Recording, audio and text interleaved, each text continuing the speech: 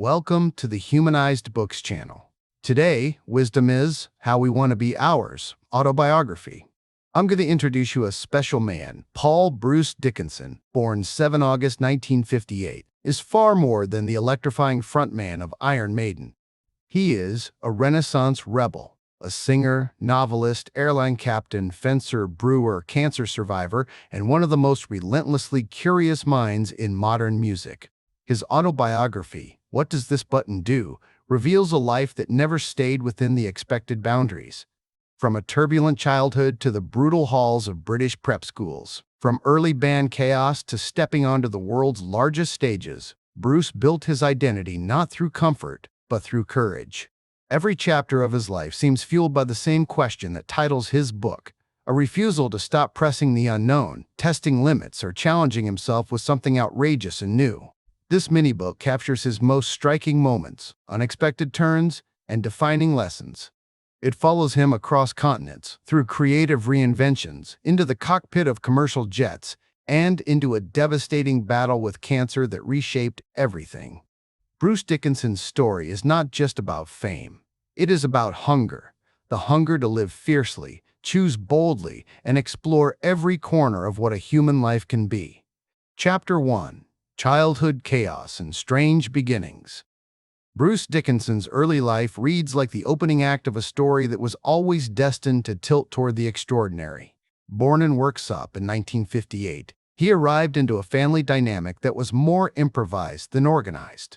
His parents, barely out of their teenage years, lived life at full volume, moving constantly for work, leaving Bruce in the care of grandparents who provided equal measures of stability and unfiltered eccentricity. His grandfather was a hard-edged old-world character, someone who believed hardship was a natural part of growing up. The house smelled of coal smoke, wet grass, and iron tools. Discipline was simple and direct. Entertainment came in the form of stories from wartime or the occasional chaotic household argument. It wasn't comfortable, but it was formative. Bruce learned to observe people closely, to read tension, and to survive unexpected situations, skills that would later define him both on and off the stage. School life was no gentler. Bruce experienced the rough edges of British schooling, unpredictable teachers, odd punishments, and a constant undercurrent of mischief. But the chaos was educational. It forged a rebellious streak, a curiosity about authority, and an instinct to push against rules instead of slipping quietly beneath them. He was never the child destined for quiet domesticity. The noise, the movement, the arguments, the strange conversations at the dinner table, all of it shaped a mind that refused to settle. Even as a kid, he sensed that ordinary life wasn't going to work for him. Something bigger, louder, was waiting. His childhood wasn't defined by comfort. It was defined by resilience, imagination, and an emerging fascination with anything that looked like escape, stories, adventures, rhythm, and eventually, music. Chapter 2. Discovering Music and the First Sparks of Rebellion. Bruce Dickinson didn't stumble into music, he collided with it. The first hints of obsession began when he discovered that rhythm, any rhythm, could pull him out of the gray, repetitive world around him. Drum beats, radio jingles, guitar riffs, even the dull clanging of machinery held a strange appeal. Music offered escape, identity, and a sense of possibility that nothing else in his early life could match. It wasn't just sound that attracted him. It was the energy. The raw, unapologetic rebellion baked into rock music connected directly to the spark already growing inside him. Bruce sensed early on that he didn't quite fit into the mold others expected. Music became the place where not fitting in made perfect sense. His first attempts at performing were awkward, enthusiastic, and totally unforgettable. School provided no encouragement, of course. Teachers were quick to point out that he was unfocused, too loud, or too imaginative. But in the cracks of that rigid environment, Bruce found places to experiment, banging on desks, humming melodies, learning the structure of rhythm, and discovering that confidence mattered more than technical skill at the beginning. Eventually, he cycled through a few early bands, including the hilariously amateur ones where half the equipment didn't work and most songs were held together by adrenaline and guesswork. These messy beginnings taught him something priceless. Performance is about attitude first, refinement later. Bruce didn't dream of fame yet. What he dreamed of was motion. a life that didn't feel trapped or predetermined. Music hinted at a path where chaos could be channeled into creation, where loudness wasn't punished but celebrated, where imagination wasn't something to hide. These early bands were far from legendary, but they ignited something essential, the belief that he could step onto a stage and become more than his circumstances. Music wasn't just a hobby. It was a doorway, and Bruce had just begun to push it open. Chapter 3. Prep School Madness and Discovering the Power of His Own Voice. Prep school was supposed to straighten him out, instill discipline, and polish away the rough edges. Instead, it became the crucible that forged the Bruce Dickinson the world would eventually meet, defiant, observant, sharp-witted, and endlessly curious. The school itself felt like a relic from another era. Cold stone corridors, strict rules delivered without explanation, and a culture where punishment outweighed encouragement. Bruce didn't fit the mold from day one. He questioned authority too easily, laughed too loudly, and treated rules as suggestions rather than commandments. In a place where conformity was survival, he insisted on rebellion. It was here, ironically, amid all the rigidity, that Bruce discovered something extraordinary: his voice. One moment in particular changed everything. A school performance where he opened his mouth and a sound came out that shocked even him. It wasn't refined, but it was powerful. There was force, depth, and something raw that demanded attention. That discovery lit a fuse. Suddenly singing wasn't just a possibility, it was a weapon, a way to cut through the noise of discipline and expectations. Bruce realized that his voice made people stop and listen.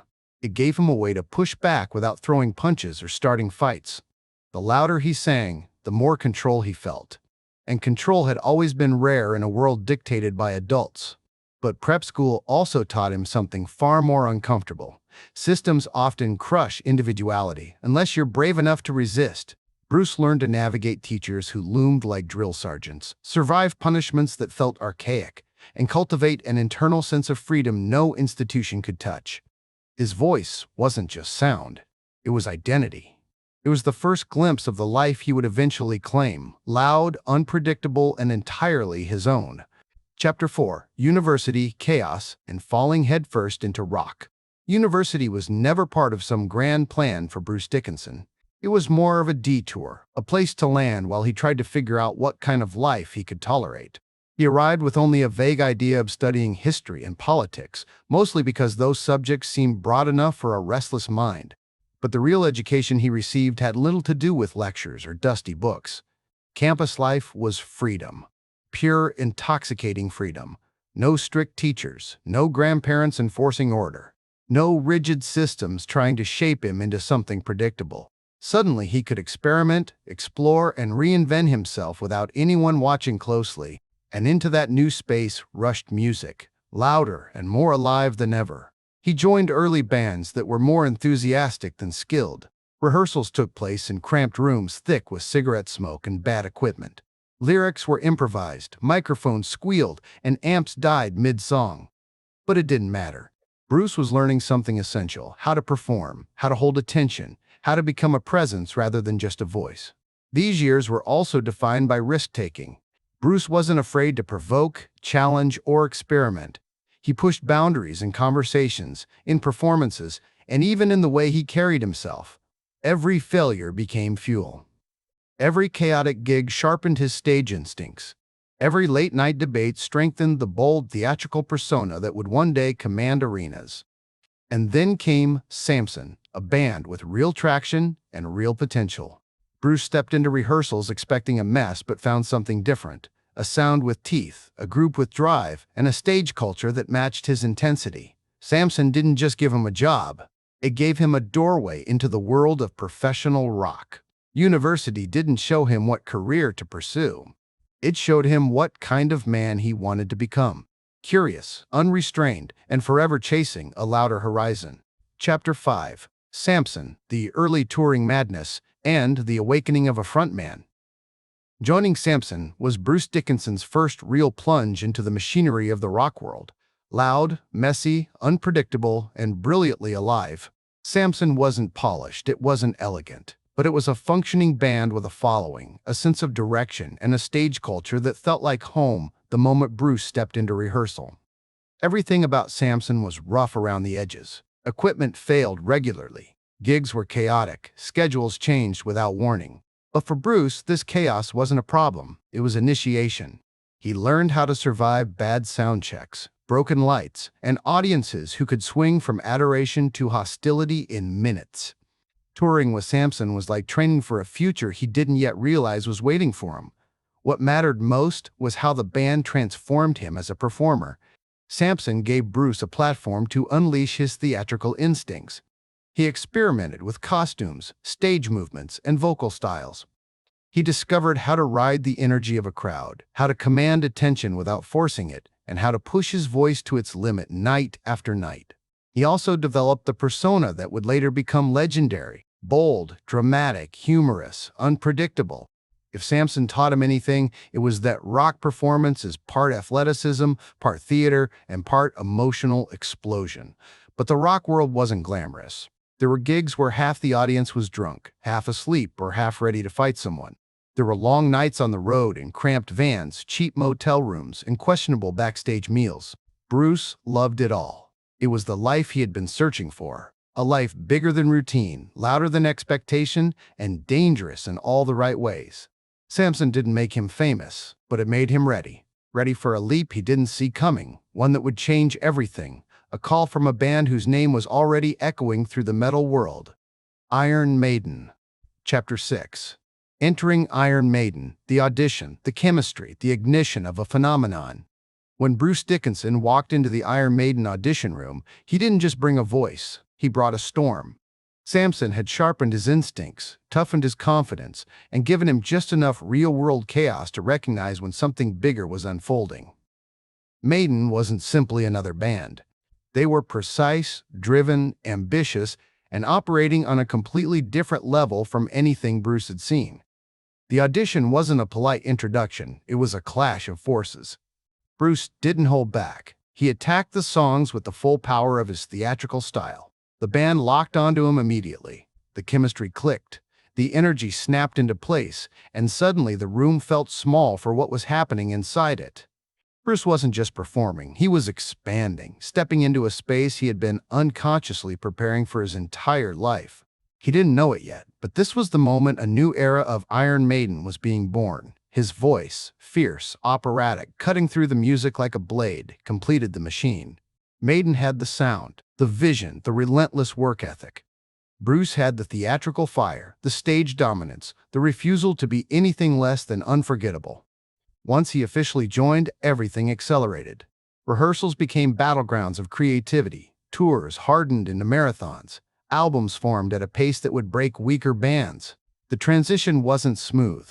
Bruce was stepping into a group with strong personalities and a clear identity, but the friction created sparks, and the sparks became momentum.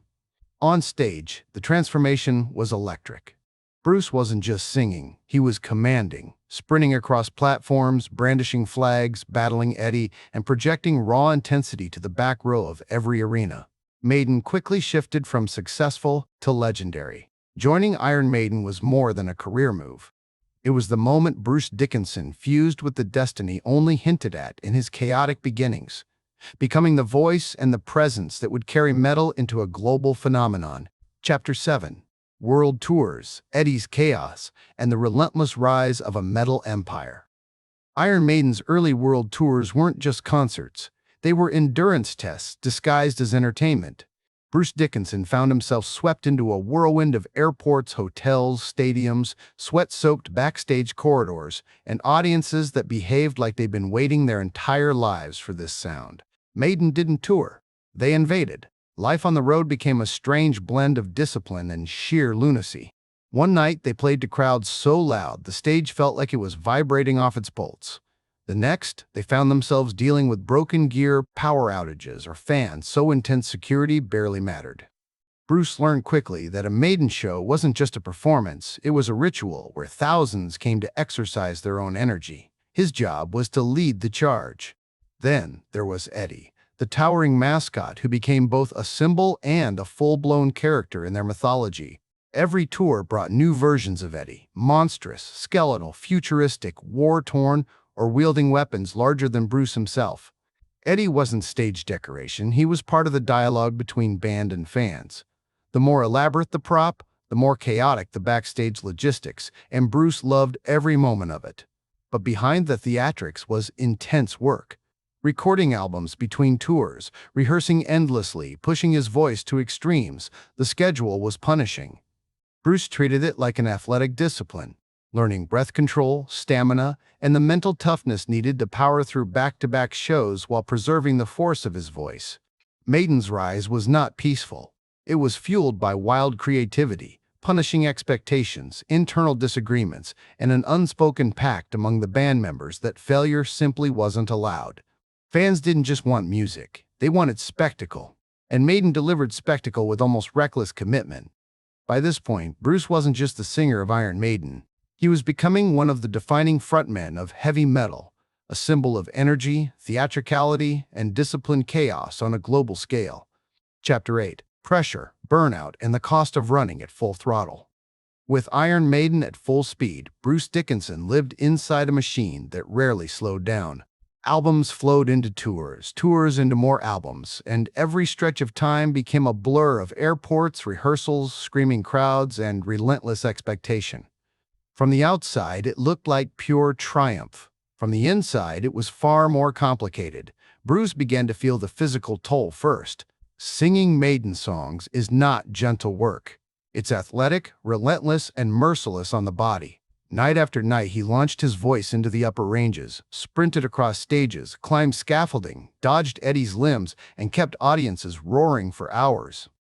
Eventually, the exhaustion became impossible to ignore. Even his famously durable voice began showing cracks. But the deeper struggle was psychological. Success is a strange environment. It grows louder the higher you climb. The band wanted to innovate, managers wanted to push boundaries, fans wanted bigger shows, and Bruce felt a constant pressure to deliver something new, something explosive, something unmistakably Maiden. The internal drive that once fueled him began to feel like a weight. He loved the band, loved the music, loved the stage, but the speed and intensity were starting to burn through him. Creative tension grew. Bruce wanted space to explore, to experiment, to breathe. Maiden's momentum didn't allow much of that. The band's engine demanded consistency and power. Bruce's mind wanted curiosity and new artistic landscapes. That conflict between identity and expectation became a quiet storm. This was the chapter of Bruce's life where he learned that even passion can become a pressure cooker. Even success can become suffocating. And sometimes, stepping away isn't betrayal, it's survival. Behind the soaring vocals and the stadium lights, Bruce was discovering something uncomfortable and necessary. Even legends need room to reinvent themselves. Chapter 9. Leaving Maiden, Creative Risks, and the Wild Frontier of a Solo Career. Leaving Iron Maiden was not a clean decision, nor an impulsive one. It felt more like a slow internal shift. A growing awareness that the creative space he needed simply didn't exist within the unstoppable momentum of the band. Bruce Dickinson had always been restless, curious, and unwilling to live inside a single identity. The stage persona, the soaring vocals, the metal hero image, he loved all of it, but he also felt trapped by it. The world saw him as a rock icon. Bruce wanted to be an explorer. When he finally stepped away from Maiden, audiences and critics expected disaster or reinvention. What they got was something stranger, a period of fearless experimentation.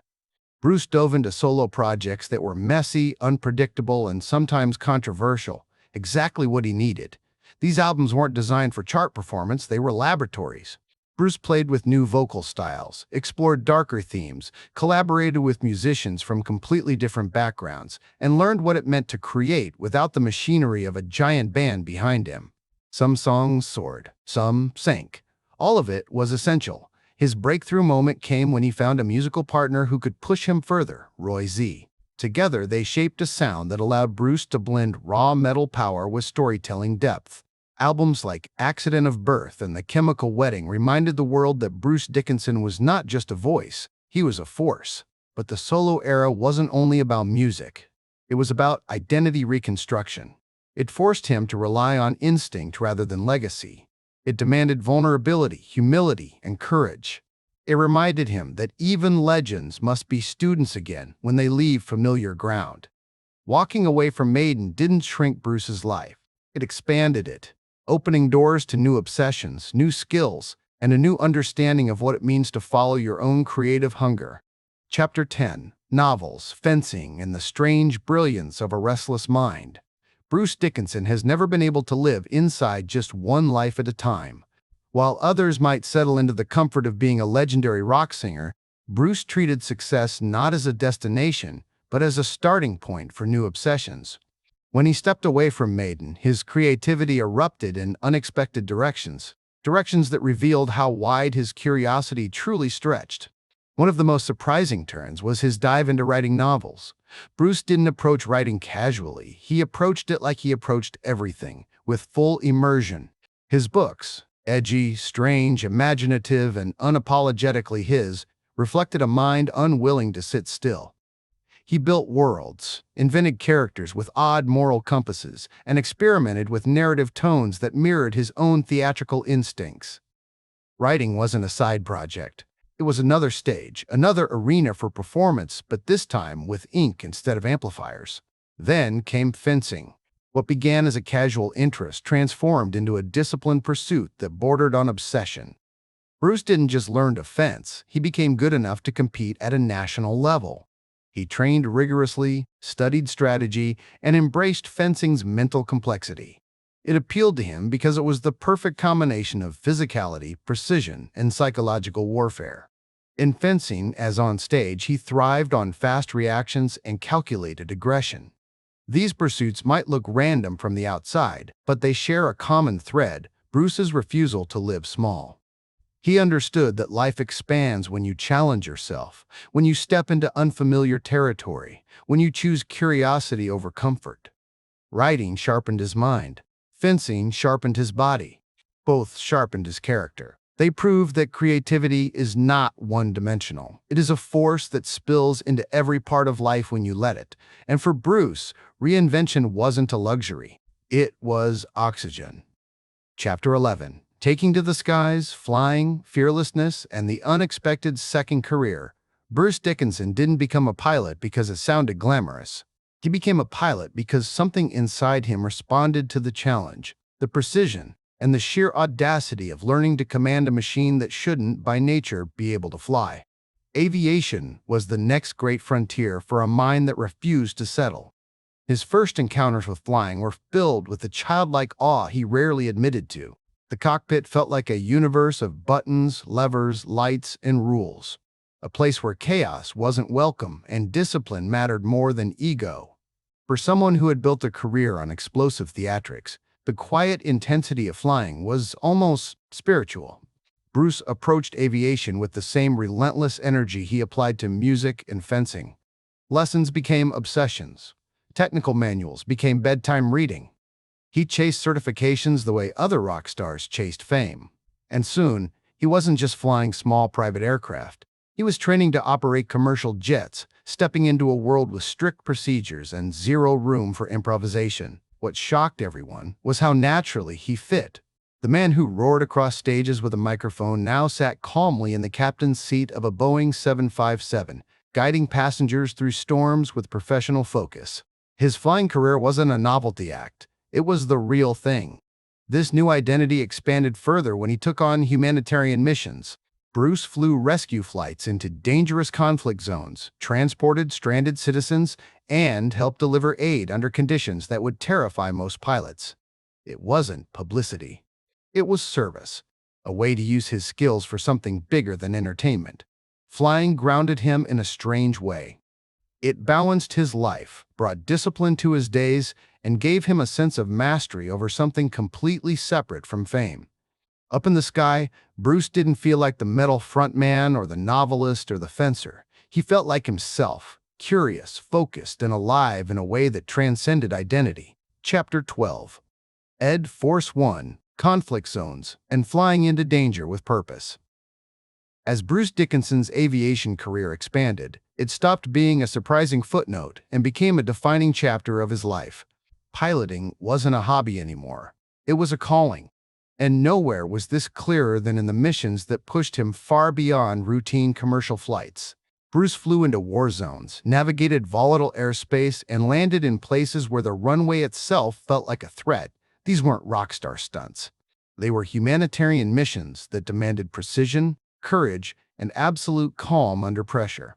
He transported refugees, rescued stranded civilians, and flew medical teams into situations no one else wanted to touch. Bruce learned firsthand that the cockpit can be a place of moral responsibility, not just mechanical control. The stakes were higher, the risks sharper, and the reward deeper, the knowledge that lives were safer because he showed up. Then came one of the most iconic transformations in rock history, turning a Boeing 757 into Ed Force One, Iron Maiden's official tour plane.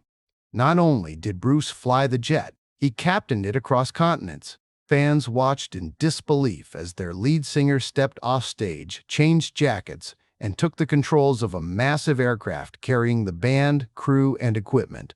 Ed Force One wasn't just efficient, it was symbolic. It showed the pure scale of Maiden's global influence, the logistical genius behind their tours, and Bruce's unusual ability to bridge two demanding worlds, rock and aviation, without losing intensity in either. Disaster struck when a ground vehicle severely damaged the plane's engines during a tour stop. The situation could have ended the entire tour instantly. Instead, Bruce and the team found solutions, rerouted flights, and kept the momentum alive. Crisis became a story of resilience. Flying gave Bruce something music never fully could, the profound satisfaction of keeping others safe. And yet, ironically, flying also brought him back to Maiden with renewed strength, proving that reinvention doesn't replace a calling, it enriches it. Chapter 13. Reunion, Creative Resurrection, and the unstoppable second era of Maiden. Bruce Dickinson's return to Iron Maiden was not a nostalgic move. It was a rebirth. After years exploring his solo identity, refining his voice, and sharpening his discipline through writing, fencing, and aviation, he re-entered the band as a transformed version of himself. The reunion wasn't a reset, it was a collision of maturity, experience, and renewed creative hunger. Maiden, too, had evolved. The band that Bruce rejoined was older, wiser, and more strategically ambitious. They weren't simply touring musicians anymore, they were an empire sustained by decades of loyalty and myth-making. Reuniting meant stepping into something far more complex than before. But this time, Bruce wasn't the young frontman trying to keep up with a runaway train. He was an equal creative force ready to help steer it. The chemistry returned instantly. Touring became smoother. Songwriting became deeper. They leaned into long-form storytelling, intricate compositions, and thematic albums that captured the band's maturing worldview. This era marked the birth of some of Maiden's most ambitious work, not just musically, but conceptually and visually, and Bruce was at his peak. His voice had evolved, gaining warmth and steel from years of experimentation. His stage presence was sharper, more controlled, but still wildly energetic. His range of experience, piloting jets, writing novels, surviving burnout, gave him a strange authority that fans could feel. The audiences grew larger, the shows grew more cinematic. Ed Force One allowed them to tour places that bands of their size almost never reached, creating a global movement rather than just a fan base. Bruce didn't just sing, he led a cultural phenomenon across continents. The reunion proved something deeply meaningful. Stepping away doesn't end a story. Sometimes it prepares you for the part of the story that truly matters. Bruce returned not as the man he once was, but as the man he had become, and Iron Maiden entered a second golden age because of it. Chapter 14. The Diagnosis, the Fight for Survival, and Reclaiming His Voice. Bruce Dickinson had survived the chaos of childhood, the brutality of prep school, the pressure of fame, the grind of world tours, and the reinvention of multiple careers. But nothing tested him, truly tested him, like the moment he heard the word cancer. It arrived quietly, without drama, as life-changing news often does. A small lump, a doctor's concern, a biopsy. And suddenly, Bruce was staring at mortality in a way that no stage, no flight deck, and no sword fight had ever prepared him for. The diagnosis, a tumor on the back of his tongue, deep and aggressive. Treatment would be brutal. Radiation so intense it threatened not only his life, but the very tool that defined so much of it, his voice. For a singer, losing a voice is like losing a limb. For Bruce, it was something deeper. It was losing the means through which he expressed identity, purpose, and power. But fear didn't crush him. Instead, he approached cancer like he approached every impossible situation, with discipline, dark humor, and a refusal to surrender. Radiation scorched his throat. Eating became torture. His weight dropped dramatically. His energy evaporated. His tongue felt burned from the inside out. Speaking hurt. Singing was unimaginable. Yet Bruce kept moving. Slowly, painfully, but moving. He trained his body, kept his mind sharp, and relied on the mental toughness forged through decades of performance in aviation. Recovery was not cinematic. It was slow, exhausting, and riddled with doubt.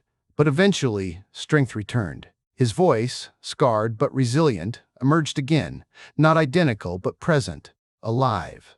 And then came the moment that only Bruce Dickinson could deliver, stepping back on stage after surviving cancer, roaring into a microphone with the force of someone who had battled death and won. The fight didn't just save his life, it redefined it. After cancer, nothing looked the same. Everything mattered more. Chapter 15. Reflections on a life lived loud, curious, and utterly unrestrained. In the aftermath of cancer, world tours, aviation adventures, creative experiments, and decades of controlled chaos, Bruce Dickinson found himself looking back on a life that made sense only through its contradictions. He had been a child of instability, a rebellious student, a rock icon, a novelist, a fencer, a pilot, a survivor, roles that shouldn't fit into one lifetime, yet somehow lived comfortably inside his. But Bruce never sought a single identity. What drove him was curiosity, a restless hunger for new skills, new challenges, and new worlds to inhabit. His autobiography is proof that he never believed in the idea of staying in one lane. For him, life wasn't a straight path. It was a series of rooms, each with a door that led to another unexpected chapter. He learned that discipline and chaos can coexist, that creativity thrives when pushed against boundaries, and that fear is best handled with a mixture of humor and defiance. He learned that fame doesn't define you, but how you use it can shape others. He learned that the world expands when you repeatedly ask, "What does this button do?" and then press it without hesitation. Bruce's reflections aren't sentimental or self-congratulatory. They're grounded, sharp, and often hilarious. He doesn't pretend to be a guru. He simply shows, through his own choices, that a life worth living is one where you continually challenge your own limits. If there is a final lesson, it's this: staying curious keeps you alive long after comfort would have seduced you into stagnation. His story is a reminder that reinvention isn't something you do once. It's a lifelong process, fueled by courage, playfulness, and an unshakable belief that every chapter should surprise you, especially your own. Conclusion. Bruce Dickinson's life is proof that identity is not something you find once. It is something you build, shape, destroy, and rebuild again through a series of fearless choices. His autobiography shows a man who refused comfort, refused limitation, and refused to settle into any single version of himself. He learned that creativity thrives on risk, that discipline sharpens talent, and that reinvention is the antidote to stagnation. From screaming into microphones before thousands to flying commercial airliners through turbulent skies, from fencing competitions to writing novels, Bruce lived with the conviction that a human life should be expansive, not narrow.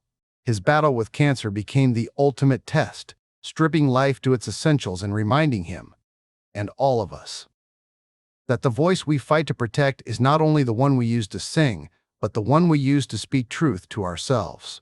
In the end, his message is simple: stay curious, stay brave. Keep pressing the buttons that scare you, because the most extraordinary lives are built by those who refuse to live small. Thank you for listening. I hope you enjoy our summary based on inspiration to do something great in our life. I look forward to see you in next mini books. Don't forget to subscribe and like. This helps us reach more and more people. All the best, and take care of yourselves.